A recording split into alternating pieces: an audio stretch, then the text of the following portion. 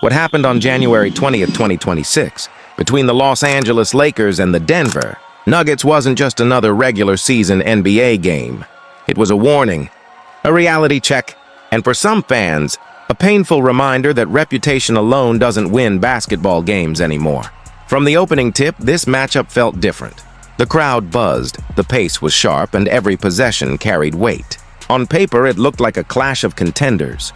On the court, it quickly turned into something much deeper, a battle between identity, execution, and basketball IQ, a fast start that lied.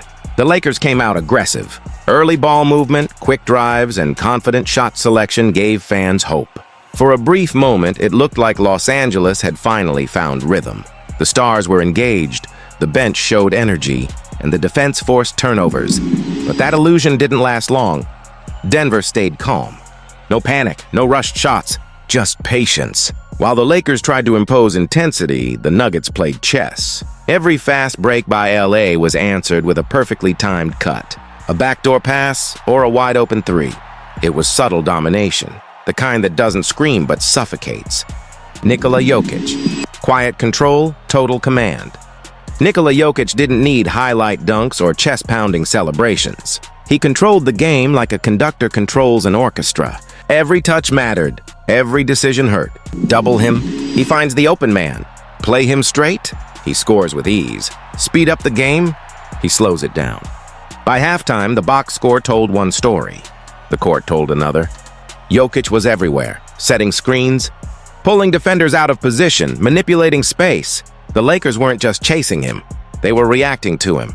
And in basketball, reacting means you're already losing. The Lakers' biggest problem wasn't talent.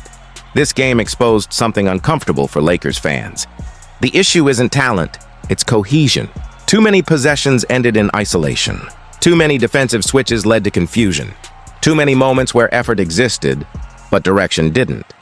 Denver, on the other hand, moved like a unit. Every player knew their role. Cuts were sharp, rotations were automatic. The Nuggets didn't look like 5 players on the court.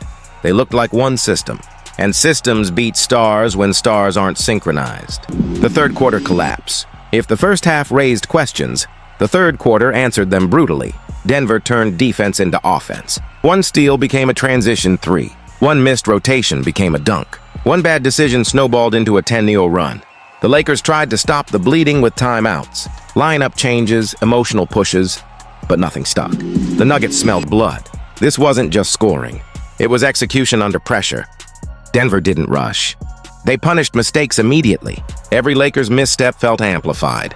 And suddenly, a close game became a gap that felt impossible to close. Effort versus precision. To the Lakers' credit, they didn't quit. The fourth quarter showed flashes of urgency. Shots fell. Defensive energy spiked. The crowd believed again, briefly. But effort alone doesn't erase structure. Denver responded every time. A clutch bucket here. A defensive stop there. The Nuggets didn't need hero ball. They trusted their system, trusted their spacing, trusted their decisions. And that trust closed the door. What this game really meant. This wasn't just a January loss. For Denver, it was confirmation. Confirmation that their style works. That discipline wins. That playing the long game matters. They didn't chase highlights. They created inevitability. For the Lakers, it was a mirror showing inconsistency. A mirror showing moments of brilliance without sustainability. A mirror asking hard questions about chemistry, adjustments, and long-term direction. Championship teams don't rely on spurts. They rely on structure, the bigger picture. The NBA is changing. The era of winning purely on star power is fading. Systems, spacing, decision-making, and adaptability now decide games, especially against elite teams. January 20th, 2026 was proof. Denver didn't just beat the Lakers. They outthought them, out-executed them, outweighted them. And that's what made this game shocking. Not the score, not the highlights, but the clarity. One team knew exactly who they were. The other is still searching. And in the NBA, that difference means everything.